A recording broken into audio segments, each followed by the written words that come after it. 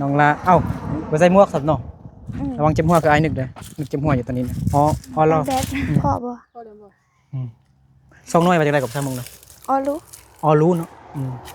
อ๋อเล่งเนี่ยสองคน สองคน ตัวนู่อ๋อเป็นตัวนู่แบบมันจะมีแบบอีกนึงอะนะมันบ่มันตัวนู่ โดย มันจะมีตัวแดงตัวข้าวก็มีก่อน แม่น มันห้อง มีตัวแดงตัว ปอ ขาว ก่อน ต้องไปนำเป็นเพื่อนเราบ่ม่วนบ่อืมอืมอืม หาที่ใหม่ก็มี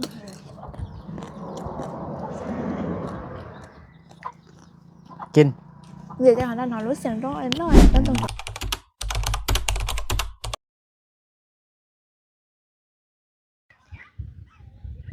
ทักทายสบายดีพ่อแม่พี่น้องเบิดสุขุสุกคนเด้อยินดีต้อนรับเข้าสู่ซ่องบ่าวนึกเผาไพรมื้อนี้มาหาน้องปลายงสิมาตำมักฮุงกินเนาะเฮ็ดส้มตำกินอยู่เฮือนน้องปลายงนี่น้องลาเด้อเดี๋ยวบ่าวนึกจะให้ FC เบิ่งสองสาวกำลังย่างมา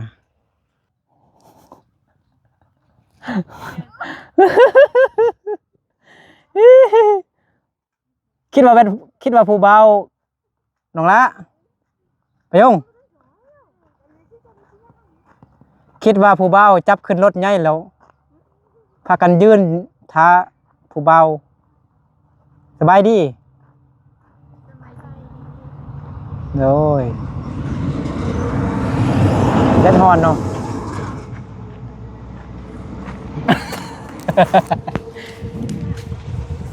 นี่กระโตอยู่นี่เด้อายุนี่2 ชั่วโมงแล้ว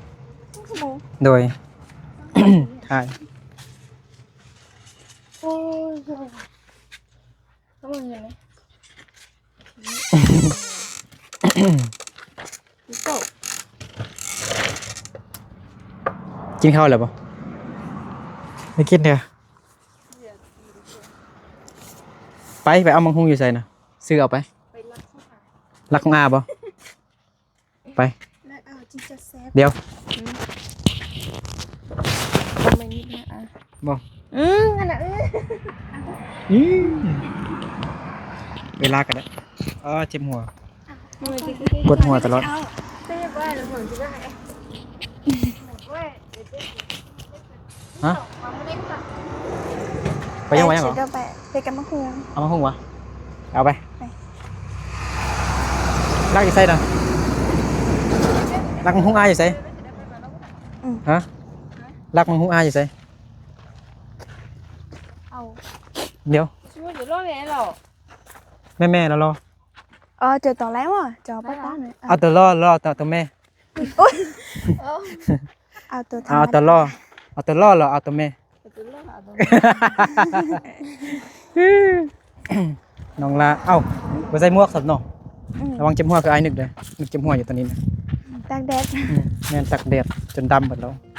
นี่รู้ว่าไก่บุเปี้ยนขยับได้ก็ไก่เปี้ยน เรียกเป๊ะ บอกอาแล้วบ่บ่ได้บอกอาเถอะหลัก โอ้ไป ก่อน เที่ยว เนาะ ก็ไปนะ เอาอันใดเอาอันใด ลองช้าตายว่า เดี๋ยวถ้าไปก็ไปแล้วไปก็ตัด มื้อนี้วันจันทร์แต่ว่าพักโรงเรียนพี่น้องเนาะพักสดเสยวันแม่ยิงสากลวันที่8 เดือน 3วันแม่ยิงสากลพี่น้องเนาะมีแต่ตำรวจทหารบ่ได้พักโรงเรียนแต่พักห้วยพัฒนาลาวกับพักบ่ได้ค่ายแบบนี้ค่ายมือฮื้อ แล้วจ้าแล้วเนาะเอากินรูปแบ่งก็มา เอาหน่วยหนึงหน่วยใหญ่เลยได้บ่ เอารูปแบ่ง คือเอาหน่วยใหญ่เลยคุณนี่หน่วยใหญ่อยู่นี่ก็มีเลยเอาไปเลยเอาไปแล้วพอบ่ อ๋อน้องติดตัวต่อซื้อนั่นได้ก็ อ๋อรอ พ่อบ่ พอเดี๋ยวบอก สองหน่วยมาจากไหนกับชามุงนะ รู้ อ๋อรู้เนาะอ๋อเล่งเนี่ย2 คน สองคนเดิน อ๋อรู้ ก็หน่อป้าก็ใครดู พ่อบ่ซั่นน่ะ อะไร พ่อบ่ พอแล้ว 5 คนเลย 5 คน เวลาดิ ล่ะ น่าเสือรับนั่นแล้วมันจะมัว ฮะอาจิอ๋อรู้สมมุติว่า2 หน่วยก็ได้แล้วภาษามงว่าจังได๋ เอาเลยเอาละ อ๋อรู้เตาเลา ได้แล้วมันเตาเลา แม่น มันบอกออลูเตาเลา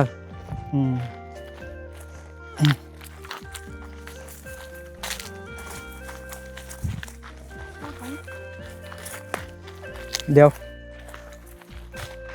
กูเนียกู กูเนียออเล็งเตาเลาแต่ว่าหยังหมู บ่แม่นค่อยฮัก2คนได้บ่แม่นเด้อ บ่ได้แล้วไปนะ ได้แล้ว ตอนหลับไปบัดได้ บ่ แล้ว เป็นบ่เป็นคำถามซ้ำ เป็นคำตอบ เตาเราจิเตาล่ะบ่ได้เนาะ โดย จิเตาเนาะบ่ได้กินจิเนี่ย แม่น จิเปาอ้วจิเตาเนาะสบายดีเซาลีสบายดีเซาลีกำลังอกหักพี่น้องเนาะบ่นางเซาอยู่นี่เอารถมาจอดไว้โฮมเลยพี่น้องเนาะแดดร้อนไปอันนี้ก็สิมาเฮ็ดส้มตำแล้วก็กินข้าวเฮือนน้องปะยงเลยน้องลาน้องปะยงเซาลีทำกับข้าวแล้วก็เอาก็มากินนำกันเลยหาคนเนียนไอ้ล่าไอ้ เราได้เฮากัน ส่งน้องปะยงเด้ไปมาเกียงไปเลยขนมคือว่ารู้สึกยักเข้าแล้วเด้คือว่ารู้สึกยักเข้าแล้วปะยงอันนี้คือว่ารู้สึกยักเข้าแล้วกินยังกินน้ำกับเขาบ่ยังกินเด้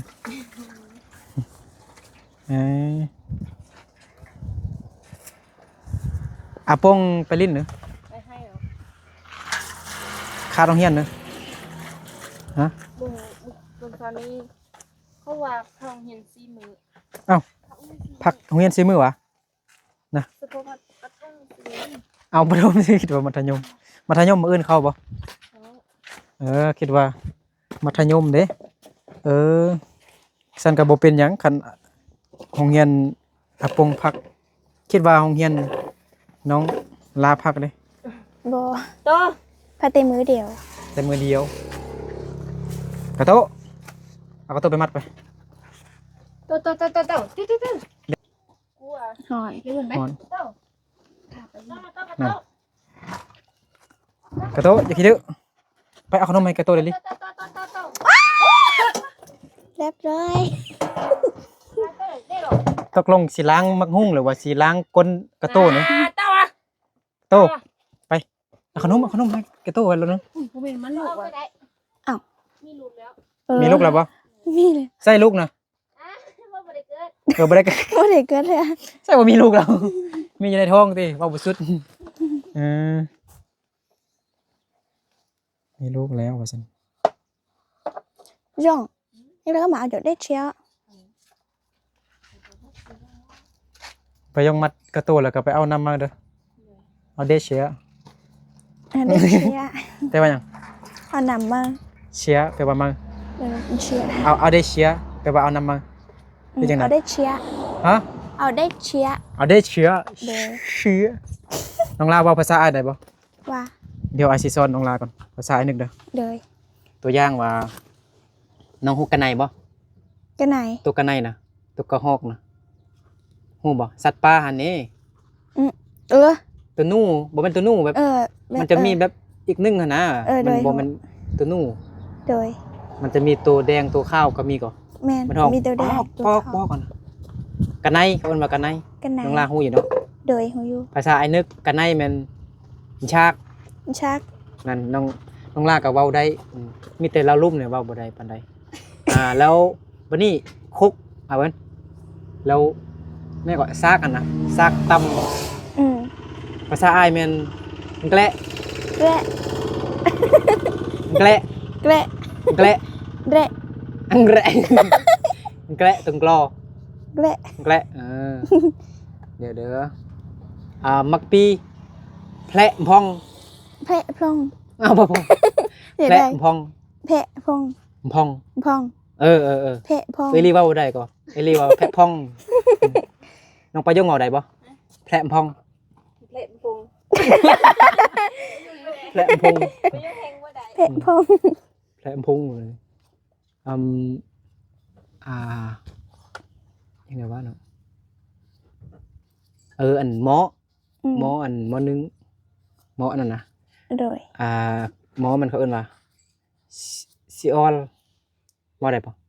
ซีออส ซิออลซิออล ซีออส ซิออล ซีออส ออล ออส มอนออนได้สลับออลออลออลอันลิ้นเขาจะขึ้นเทิงเนี่ยนะออล ออส ก็ได้แล้วเด้ซิออล ซีออส แปลว่าหมอไปยังว่าได้บ่ซิออล ยังกับ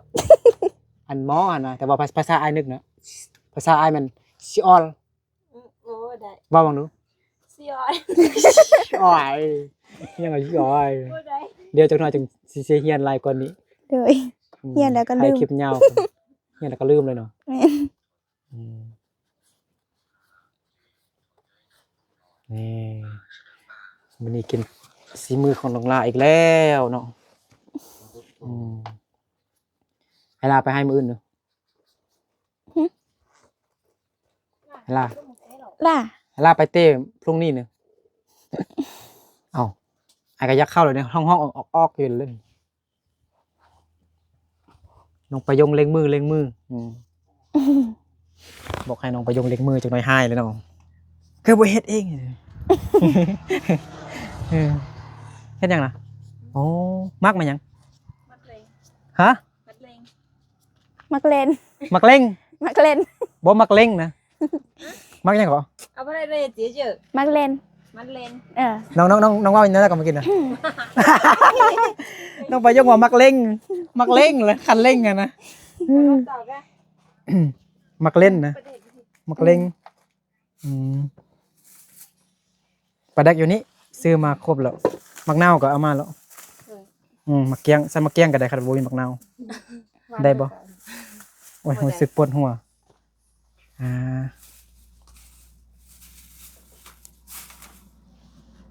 เพื่อนตัวนี้ตัวนี้เลือดสีมันจะได้จี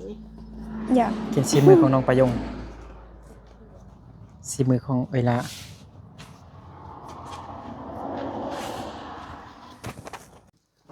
วันนี้น้องดวงใจ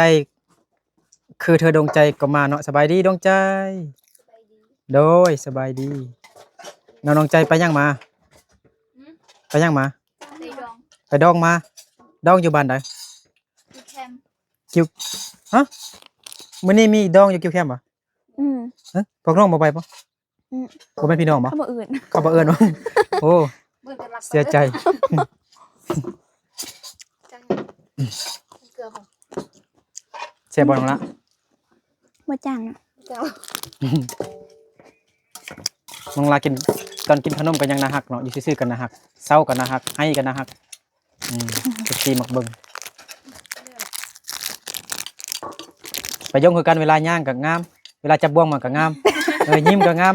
ให้ก็งามบ่ย่องแต่ผู้เดียวเนาะย่องหมดทุกคนเนาะให้ดีใจหมดซะ เอาอย่าให้ดีใจบ่เป็นความจริงเด้อย่อง ของความจริงกับแม่นอ้าวเอานี่ครับเอาจานมาใส่อันสินสวรรค์หั่นไปดองม่วนบ่น้องดวงใจบ่ม่วนเป็นหยัง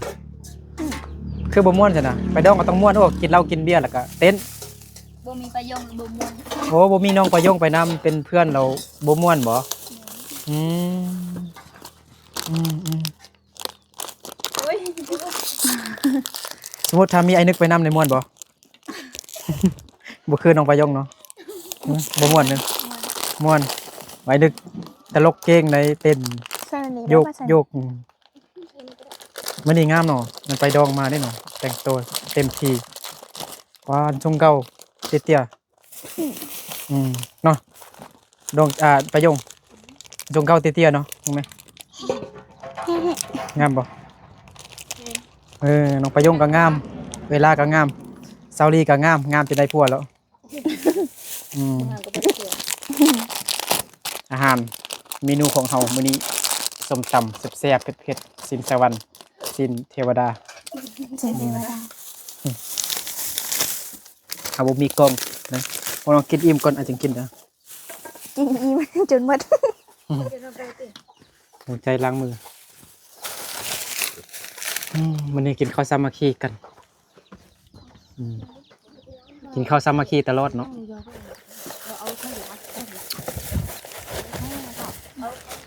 ไอ้ล่าได้ล้างมือกะล่าชดเตน้ำหมอ สดเตะ ชดเตน้ำหมอน้ำหมอน้ำหมอขวากินข้าวละละ เขาละละ น้ำหมอขวากินข้าวละละ โยนได้สดเตะไม่ได้เนาะ มาไอ้ล่า แบบปลา บ่ต้องอ้าย ให้ได้ค่ะเจ้าใครจ่าประชันต่อหรอ สบายดี เราสงสาร มื้ออื่นสิไปให้แล้วเนาะขุดคิง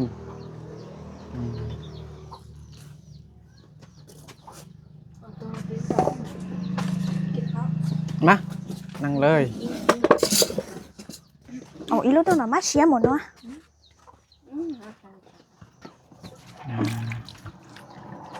กินข้าวซาวลี 那我找谁有老汤？呢？ เนาะ 让啊！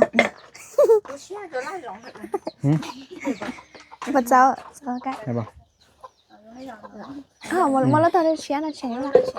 โอ้ยเก็บเฮียก่อนบ่มืดได้แล้วเห็นอยู่งามทุกคนสีสาวกินข้าวเด้อ FC กินข้าว เอาเสือล่าง มากินข้าวนำกันเด้อ แต่ว่าเดี๋ยวจะอันตรายไม่เรียนด้วย ไอล่ามานั่ง นั่นหมอ น้องหมอไอล่าน้องมาครัวเด้อ ถ้าจะรู้ตัวชี้ กิน เดี๋ยวนะเอามันจะหนองนอกตะ FC กินข้าวนำกันเนี่ยเด้อไปยกเอิ้น FC กินนำเด้อ FC กินข้าวนำกันเลย งอขึ้นดู FC กินข้าวนำกำเด้อ ให้ด้วย หาที่หมังก็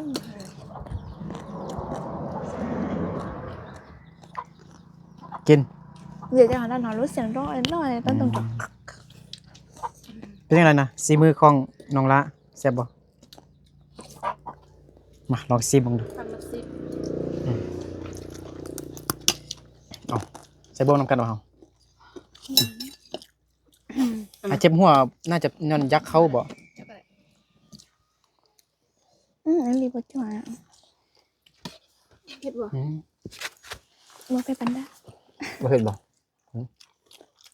มันด่าไม่ด่าบนตกอ่ะเห็ดแดงนี่ก็เนาะ เห็นแต่ผู้สาว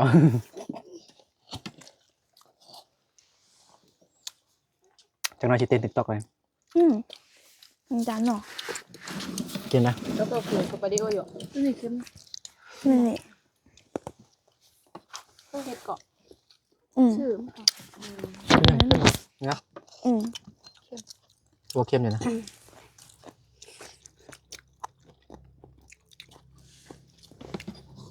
เข้มอ่ะ เค็มอยู่เนาะมาทานได้พุ่นเนาะ วัน มีผู้สาวป้อนให้หวานเจี๊ยบ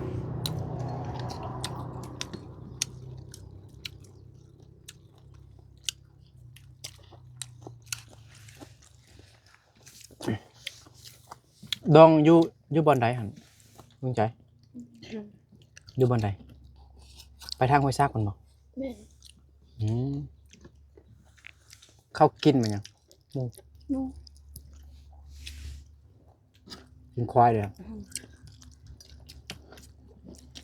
ป้าที่เราอยู่จีเมายังอยู่ที่เที่ยวอยู่อยู่เป็นนักท่องเที่ยวทำท่องเที่ยว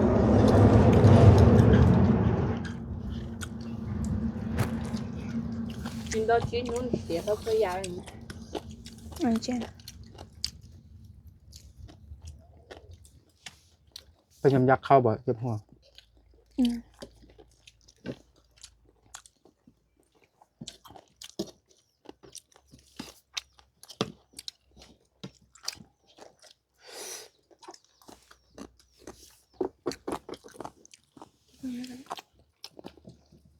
เลย เผ็ดเนาะ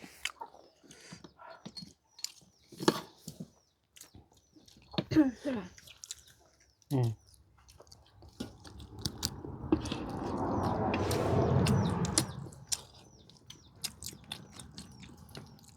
เจ้าละลากระเสียบเลยอันนี้เขาประยงเนาะเขามาลิผมว่ามัน เขาเจ้าให้เต็มอ่ะ อืม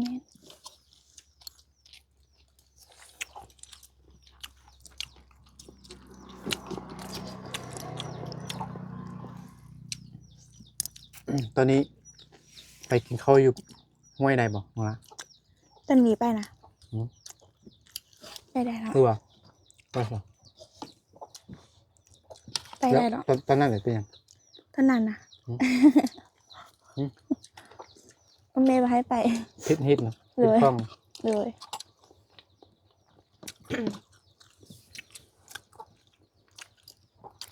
สิพาไปอาบน้ำคลอง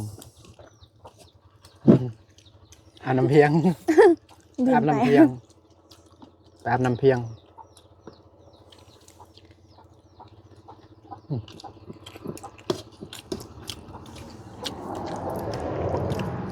คือกินข้าวนมเนาะกินอันเขาอ่ะกินข้าวนม ขนม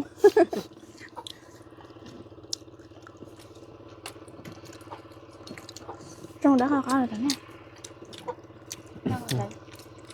กินพลอยดวงใจอ่ะมันไหนกินอะไรแล้วเผ็ดพอด เผ็ดวะประโยง เผ็ดดีกินนะ ก็ได้หัว มาสับประยุกต์แม่เขาบอกว่าจะเราตีนหมอเพิ่ม อืม กินน้ำก่อนโทรศัพท์น้องประโยงหัวอีก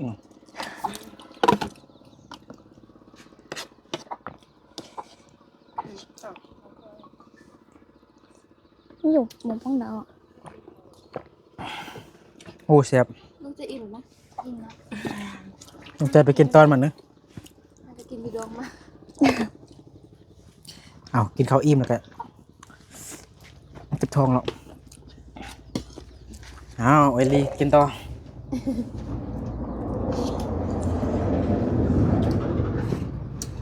ไม่มีเนื้อกินสับ ไม่ได้กินตาม ดีไปยังได้ค่ะ มอต้นนี่ค่ะมันไม่ได้กิน เออ เราไปได้แค่หยอก อืมอืม ไอ้ลาบต้องอายเด้อกินเด้อ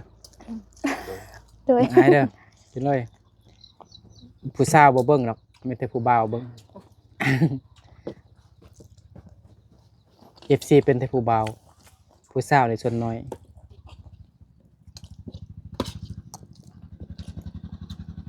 กินอากาศร้อนเนาะอยากไปอาบน้ำเด้ตุ้มๆตุ้มๆเนาะน้ำเตียนเนาะ แม่น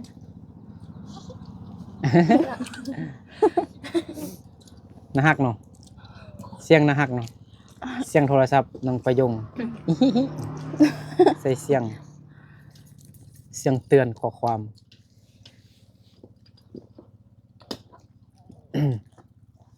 น้องลงใจไปดองใดผู้บ่าวมาบ่หึบ่ได้นะได้แต่เมาบ่ บ่เมาเลย บ่กินเบียร์บ่ บ่ คือบ่กินเบียร์ซั่นน่ะ บ่ยาก บ่อยากน้องประยงบ่ไปนำครับบ่อยากกินหยังก็บ่แซ่บเนาะ แม่ง ต้องมีประยงไปนำต้องแฟนไปนำก่อนเนาะ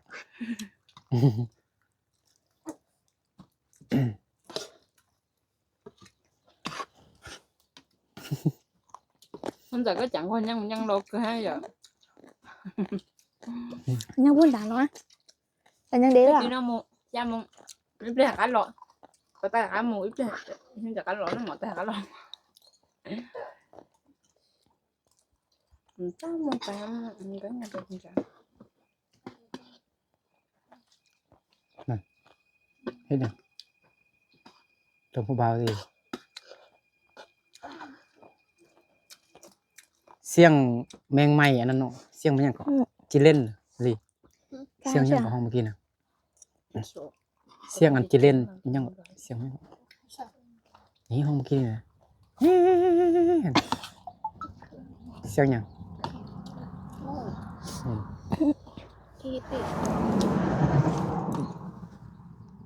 ไก่สิฮอดบุญสงกรานต์แล้วเด้อน้องประยงน้องลาดวงใจไปเที่ยวอยู่ไสเนาะ บ่ได้ไปเลยอยู่เฮือน ตักน้ำมาลิ้นอยู่เฮือนเนาะ โดย หดกันอยู่เฮือนเอาเย็น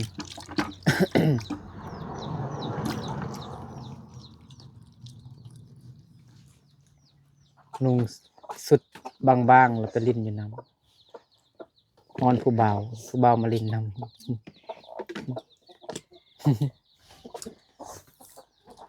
สีมือของลาแซ่บแฮง ได้เตรียมจะเอียง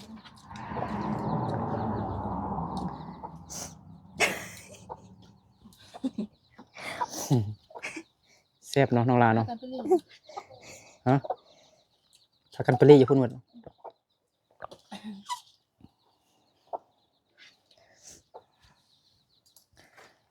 รื่องนี้เดี๋ยวเราจะทักสมัยเดียว สมัยเราตัดไอ้รุ่นหง แต่จมูก ไอ้ลาอิ่มแล้ว ยิบแล้ว แต่รุ่นหงไม่ท้าเลยเนาะตัดเบนเบิด ฮะ นี่แหละ เป็นยังไง กินเผ็ด กินเผ็ดกินเผ็ดจนศพแดงเนาะหน้าแดงกินเขาเนี่ยก็ดีเติมมันเนี่ยก็ ปอด ปอดปอดหมู เชี่ยว เชื้อล้นเจือ ฮะ มาเปปัสซ่าโม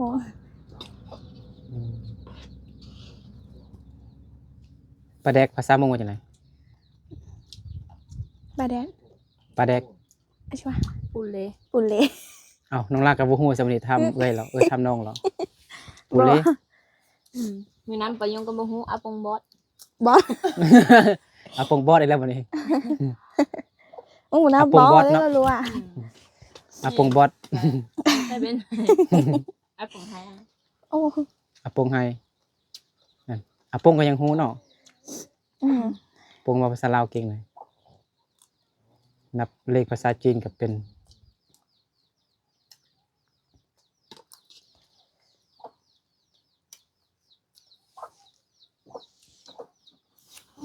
กินข้าวสามัคคีแซ่บคักขนมกินไหม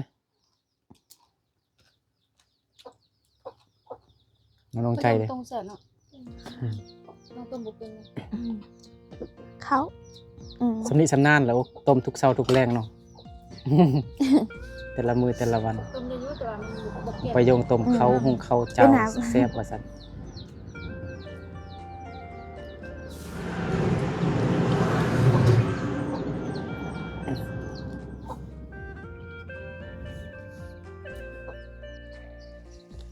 กินข้าวอิ่มไปที่ยำห้อยแล้วกินขนมมะเกียงลิ้นบัดนี้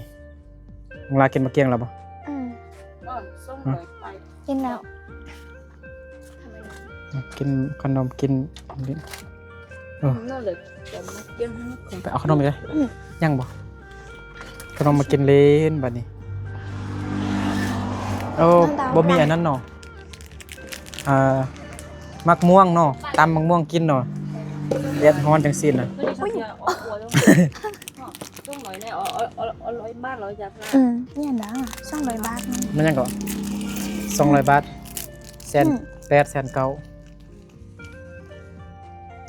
เลียดน้อยเขาเลดมันน้อย ร้อยเอสเซนก่อนไหม เขาเปลี่ยนพันไป เล ขึ้น ยไปอ่ะเหรอเลยไปอ่ะ บ่แม่นได้200นึง ต้องลอยเลย 200แสน20แสนลืมเมื่อกี้ไอ้คิดว่าซับแล้วก็300ลืม200เนาะแสน20ซื้อ จบเลย อ่า เอาเป็นยัง คนเดียว ฮะ เอ้าก็ผมสเตย์ เป็นยัง นี่จะเนี่ย ฮะน้องดวงใจกำลังสั่งเครื่อง อืม อืม น้องดวงใจกำลังสั่งเครื่องกินขนมนี่นี่นะกินนะเธอมันได้กินข้าวสามัคคีเนาะดนกินทุกมื้อดนกินทุกมื้อ ในจนคิดทุกมื้อ แต่ว่ายังก็ไปบอกเลยดนแต่กินทุกมื้อกินข้าวสามัคคีนะ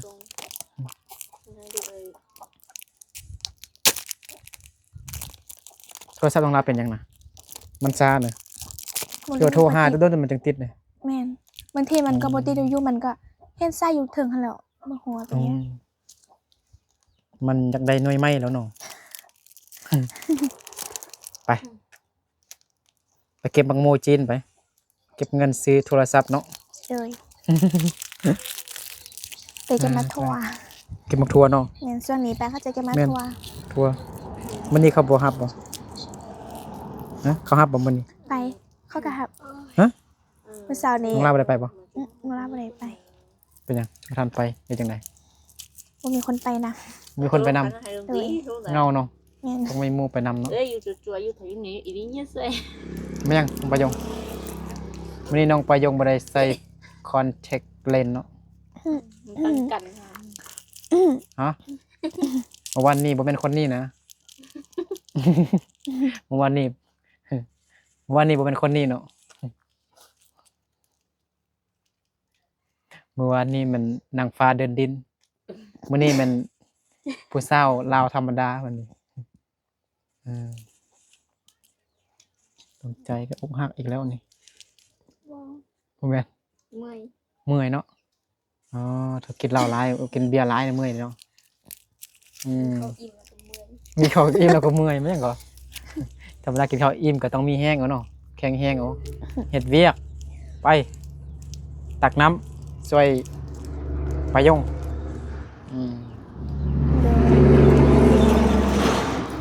วันนี้ครับไปบันทึกกับซาวลีไปซื้อน้ำมันอยู่เมืองเพียงเขาปิดปั๊มน้ำมันเบิดบ่มีน้ำมันละหมดอยู่เมืองเพียง มันเพียงนะ แม่น อ๋อ บ่มีจักปั๊มต้องได้ไปสะยะขนาดอยู่นี่สิฮอดสะยะอันน่ะก็บ่มีปั๊มใหญ่หั่นน่ะเขาปิดเลยบางทีก็แอดสั่งหยังแต่ว่ากระส่วนเบิดกระส่วนนี่ก็ใส่หลายเพราะว่ารถเยอะนะ แม่นรถเนี่ย แอดสั่งก็บางระบบซื้อๆรถบางอันนั้นบางคันก็เติมแอดสั่งบางคันก็ กระส่วน ก็มาแวะ กินเขาวเงินน้องประยงให้มีแฮงจึงเดินทางต่อ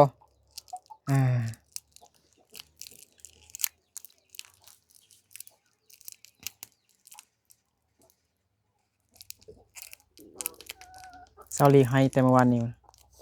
ไม่ได้ไข่เล็กหรอก ไปซื้อเล็กอยากซื้อเล็กเอาเนาะถึกเล็ก800 ล้านไข่เลยสลองยังยิ่งใหญ่เฮ็ดเฮือนให้น้องประยงเด้กันถึกเล็ก800 ล้านนะเฮ็ดเฮือนให้น้องประยงจาก10 ชั้น ก็แต่บล็อกอิฐบล็อกกันเอาแต่ก้อนเดียวก่อขึ้น10 ชั้น100 ชั้นก็ได้ คนเดียวก็อยู่บ่ได้แต่ก้อนเดียวก็โอเค เดี๋ยวปิดคลิปไว้ก่อนนอนพักผ่อนบ่แม่นเลยสิเดินทางกลับบ้านก่อนพี่น้องเนาะพี่ขอบใจน้องประยงเด้อ ใช่มั้ยอ๋อหมอก็อ้อเหรอ เดี๋ยวกลับก่อนน้องดวงใจบ๊ายบายอยู่ดีไม่แห้งบริสุทธิ์ทุกคนน้องดวงใจน้องประยงน้องลาซาวลี เด้อ ไอลาแล้วก็ FC ขอบใจ FC เบิดทุกคนที่เข้ามาติดตามรับชมคลิปนางฟ้าเดินดินแต่ต้นจนจบโอเคเจอกันใหม่เนาะบ๊ายบาย บ๊ายบาย